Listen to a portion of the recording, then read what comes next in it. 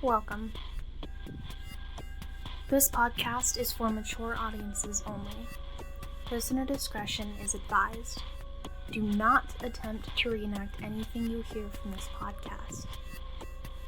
You're listening to Monty's Mysteries. We bring you true stories and experiences told by myself, Monty, and my guest host. From everything paranormal to legends and strange historical events, we share all things creepy.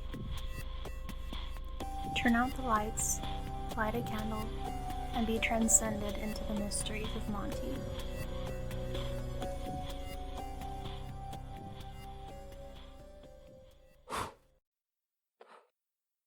So I just wanted to warn the listeners that this episode is explicit and we do talk about subjects like rape, and so if that is a touchy subject for you, you may not want to listen to this episode. So just letting you know that is talked about this episode. So we are going to talk about the Satanic Panic. It's a pretty interesting subject to talk about, but I'm here with Patrick and I'll let him kind of take over. Sure.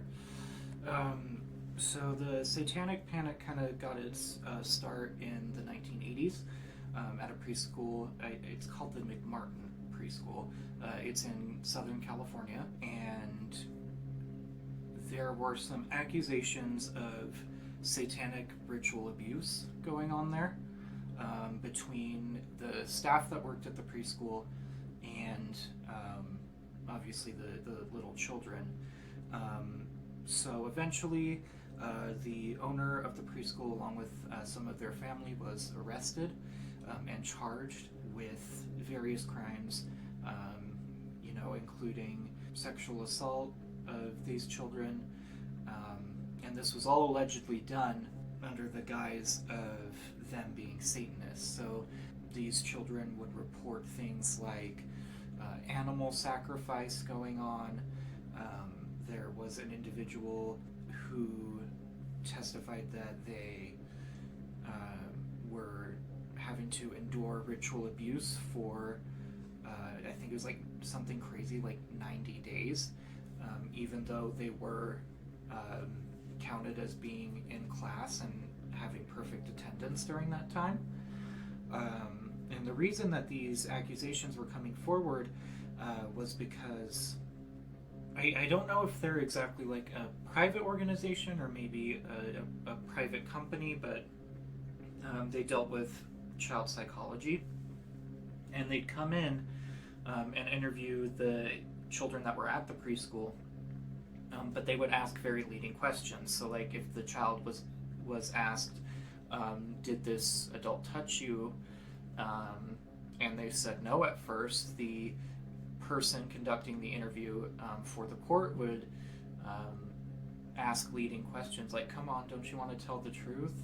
It's not good to lie, those types of things. So they would basically just pressure the child into giving them the answer that they want. And eventually the people that worked at this preschool were acquitted by the court, and there was no evidence found of anything that these children had been reporting going on. So it kind of reminds me of the witch trials a little bit, right off the bat. And I thought about it when we were doing the Salem witch trials episode, because this is kind of the modern equivalent of that.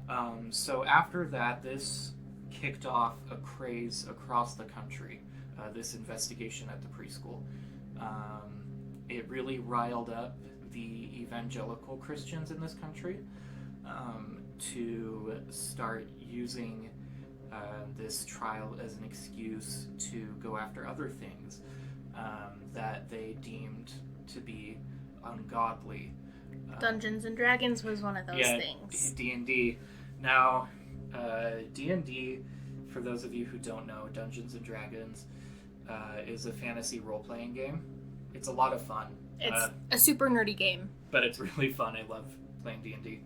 It's way fun. But yeah, they thought that they were satanic rituals being partaken of, and they thought it was something demonic, but really it's just something super nerdy. Right, so pastors would start saying like, oh, like doing spells in D&D is gonna summon demons, and There was this case of someone at a college, I can't remember which university it was a state university, I think, who went missing, and he played D&D. And so because this was going on during the Satanic Panic, the first place everyone thought to look for him was in the steam tunnels under the school, because for whatever reason they assumed that that's where he would go because he played D&D. I don't know if any of our listeners watch Riverdale. I don't know if you watch it. Yeah, I watched some of it. But they're gargoyles and griffins, or griffins and gargoyles. That's what they thought it was.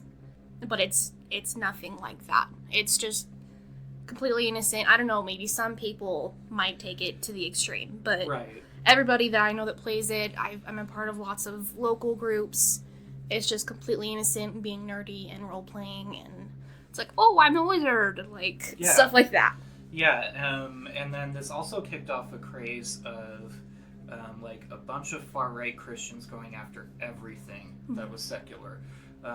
They started using it as an excuse to go after rock bands, and they would do this thing called backwards masking, where they would take a record from one of those bands, play it backwards, and try to find satanic messages. And sometimes when you play something backwards, it does sound weird.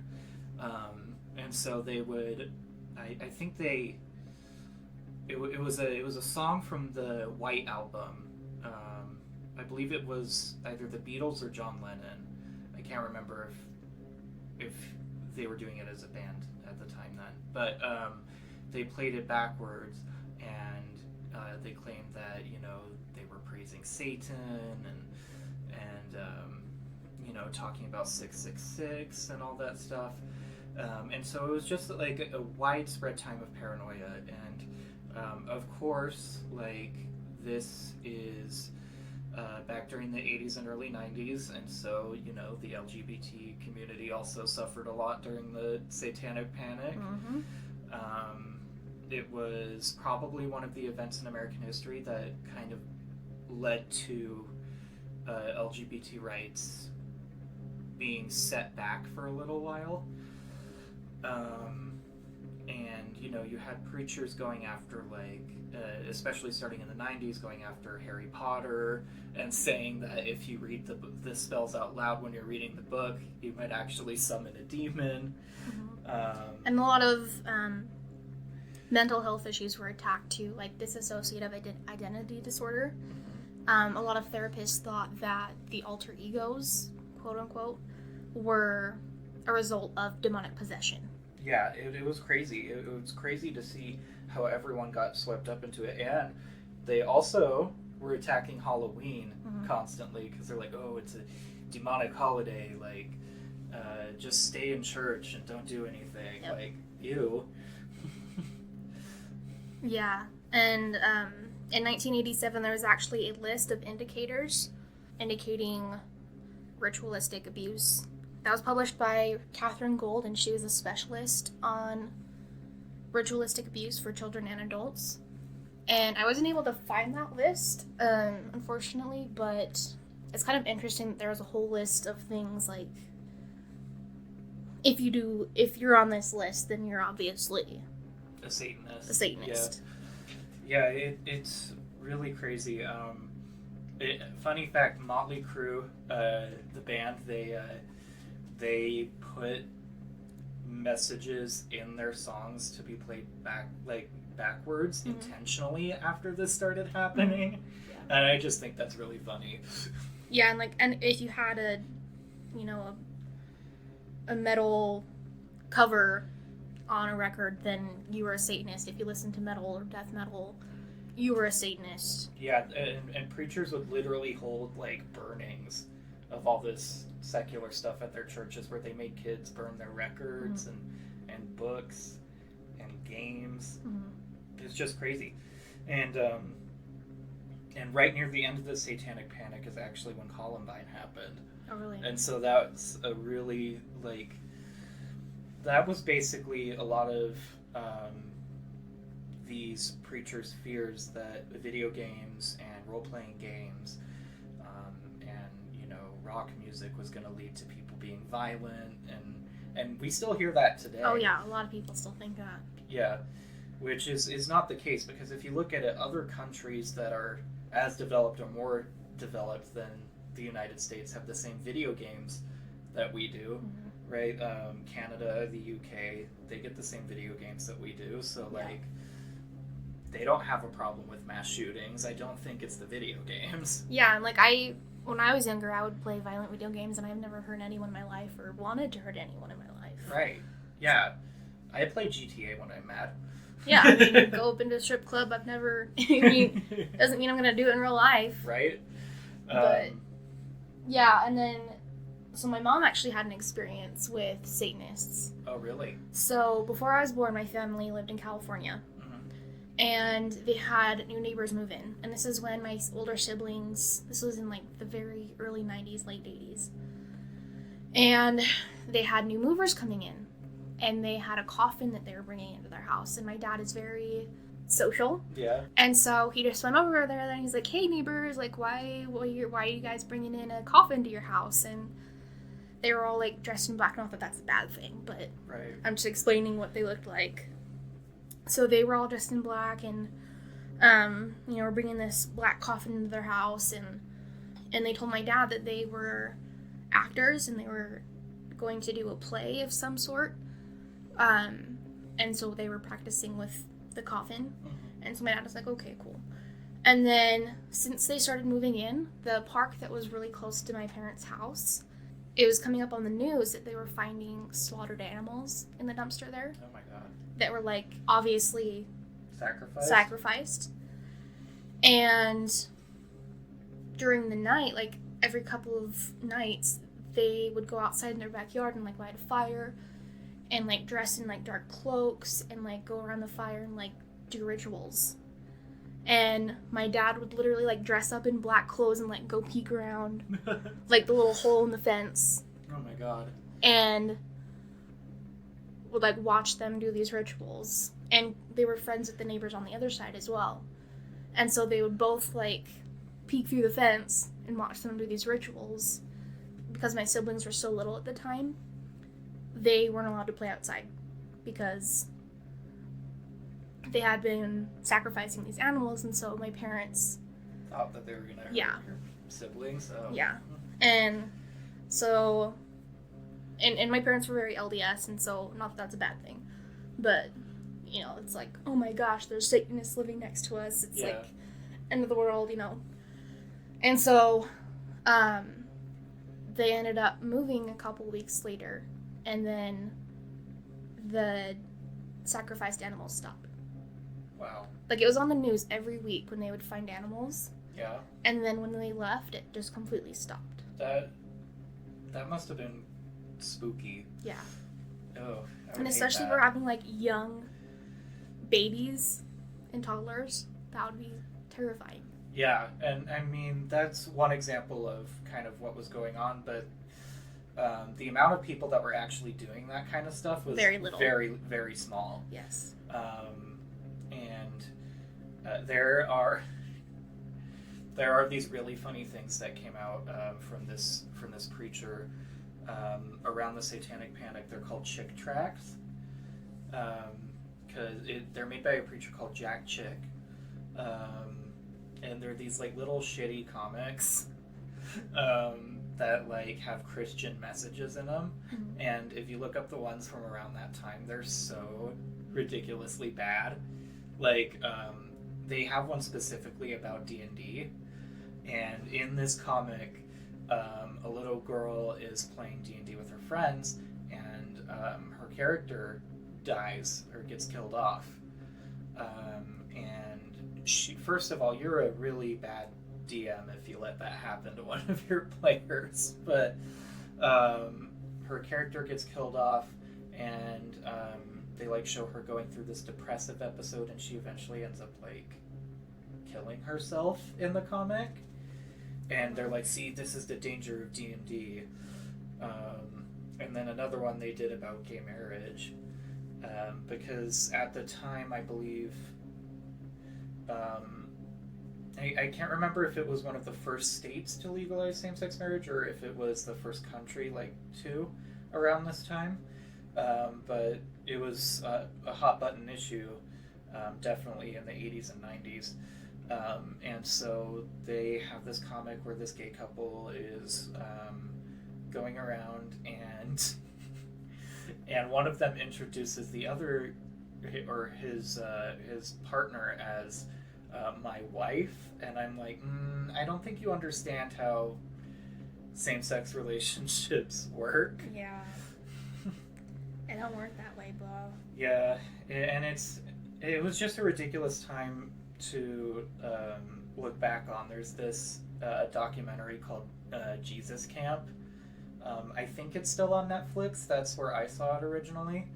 And it shows these little kids being indoctrinated with this kind of propaganda, like, oh, there's satanic messages in your music, and Harry Potter's evil. And this one lady, her name is Karen, obviously, and she has the haircut too. I laughed so hard when I saw that. She gets up in front of all these kids because she's leading this camp, and she goes, if Harry Potter was alive during the Old Testament, he'd have been killed for being a witch. God does not like witches. Harry Potter is evil. Oh boy. And then, like, they were teaching these kids not to believe evolution and, like, science in general. And it's just, like, really interesting to get a look into, like, what that is like growing up in that kind of... I couldn't imagine. I would have killed myself if I grew up like that, because, like, I'm gay. Yeah, and, like, being a bisexual, like, I pretty much understand, like, what it's like. I didn't even come out until I was 21, growing up in an LDS family, and so being back then when it was even more frowned upon. Could you imagine being told that you're evil and gonna go to hell, and, like... I'm still told that to this day by some people. Yeah, in my family. Oh my god, really? Yeah, like, I won't say who, but when I came out to one person in my family, they brought up repenting, and that I'm not going to go to heaven, and that I'm not going to be happy, and that I can't have a happy life. I literally got up and left. And like, the reason this reminds me of the witch trials is because it goes after vulnerable people like that. Yeah, just for being different. Yeah. Just like Sarah Good and all those people back in Salem. Yep. That, like, dressed in black and lived in the woods. Yep. Like, it's just another excuse to go after a group of people. Interestingly, though, this is a uniquely American thing that happened.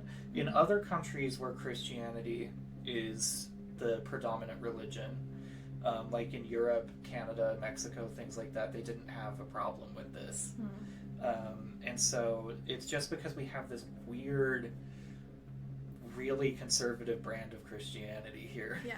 Well, and, like, now you see rock churches and stuff like that, and so, like, back then when it was like, oh, you listen to rock, you must be a Satan worshiper. Well, the reason that there's Christian rock is because they wanted to give the children an alternative to listen to that was godly. And they did it with a lot of stuff. They just copied a lot of artists, actually. It was freaky to see. Yeah. And, like, I remember growing up and listening to, like, Skillet and stuff like that, and then hearing that they were a Christian band, and I was like, what? Oh, yeah. Because I used to listen to them all the time, and then it's like, oh, okay. Yeah, my mom used to play Christian rock a lot. There's Christian rap now. Kanye West. Yeah. Just came out with that whole Jesus is God thing. Yeah, it's so funny to see the contrast between Kanye last year and Kanye this year. Yep. Because last year his album was pretty... I don't know how to say this without sounding like a prick, but profane. Yep. And now he's like, praise the Lord. And all against porn, even though his wife got famous off of a porn video, but... We're not going to talk about that. Yeah. I mean, no shade, but yeah. You do you, girl. But... Your body, your choice. Yeah. But, like... the hypocrisy of it makes me laugh. I love how he crashed Conference, though. That was nice. Yeah. But yeah, the Satanic Panic, I mean, they would also go after really weird stuff. Like there was this television interview where a preacher was talking about how the Smurfs are demonic. Okay. And like saying that Smurfette is a transgender Smurf. First of all, they're magical blue Smurf things. Like they're not even real. They're a cartoon for children. Calm down. And Gargamel created her to lure them into a trap. Okay, don't even get me started. Yeah, and it's like it's just so ridiculous to see how ignorant people can be if there's a media frenzy about it. Yeah. But the original trial that kicked it all off was like a farce, basically. Mm-hmm. There's no truth whatsoever to it. So, this has definitely taught me to be really skeptical of the media, especially like recently. I know it's not on the same level, but the vaping panic. Yep. Yeah, that definitely smelled fishy. Epstein didn't kill himself. Epstein definitely did not kill himself. Let's put that on the record. Yeah, like the whole vaping thing. I medically take marijuana, and my doctor just recently told me you can only have edibles now. Like if you were vaping it before, don't do it anymore. And I was like, okay. Like I understand it. But I just don't understand that, like, oh no, like 3 people died, but when there's like 10,000 cigarettes that are killing thousands yeah. of people, we're not addressing that. Yeah, and it's like the nicotine vapes that most people are familiar with. From the black market. Yeah, well, and the THC ones from the black market are just like wrecking people because it's not legal in some states, so you can't regulate it. And you don't hear about that in Colorado and places where it's legal. Right, like California, Colorado. Yeah, and so if it were legal, we wouldn't be having that issue. No, like because the reason that people are getting hurt is because black market sellers are putting cheap additives in there because they want to make a quick buck without like spending too much on the weed that they're putting into it. Yeah, exactly. So it's just like, I don't know. The Satanic Panic, to me, kind of symbolizes the height of American stupidity up until recently, because it's kind of been surpassed in the last few years. Yeah. Okay, boomer. Yeah. The Satanic Panic, I think, is more interesting to me than anything because, it's mass hysteria. There were legitimately millions of people in this country that thought that demons were around every corner. Yeah. And that the world was going to end. There was a lot of propaganda coming out from Christian churches about how this is the end times, like the Book of Revelations, blah, blah, blah. And it would be a scary time to be alive if you really believed that it was the end times, and to think that everything was out to get you, that Satan had his fingers in everything, and there was this grand plan to take people away from God and all this stuff. And the really messed up thing is some preachers got rich off of the panic. I'm not surprised, honestly. Yeah, especially some of the evangelical prosperity gospel preachers that are like, oh, if you just pray hard enough, God will give you anything. But you should donate to my church for this bogus stuff so I can buy my 4th private jet. It just makes me feel gross. It makes me scared that something like this could happen again. So that was the Satanic Panic. Don't trust anything you hear on the news. Do research. Yes, do your own research. Don't just not trust it, but do research. Yeah, and there's a lot of news websites, quote unquote, that actually focus on putting out fake news, like The Onion. They put out stuff to be comical, and yeah, I know a lot of people believe in that stuff and will share it and be like, oh my gosh, and I see it all over Facebook, and I'm just like, look at your sources, dude. Yeah. Yeah, and that way we can make sure that something like this never happens again. Yes. because I can definitely see it happening. Thank you for listening to the podcast again. We love you so much. We have a merch page up now. I will put that on our Facebook. And make sure you are following us on all of the platforms: Facebook, Instagram, Twitter, Tumblr. So yeah, just give us a follow. Let us know what you think. We love you guys so much. And we appreciate your support. And we will see you next week. Bye. We'll talk to you next week. Yeah. Bye. To have one of your personal experiences featured in an episode, contact us via email at montysmysteries.podcast@gmail.com. Find us on Instagram, Tumblr, Facebook, and Twitter as Monty's Mysteries, where we will keep you updated on upcoming episodes. Thank you so much for all of your support. Stay spooky.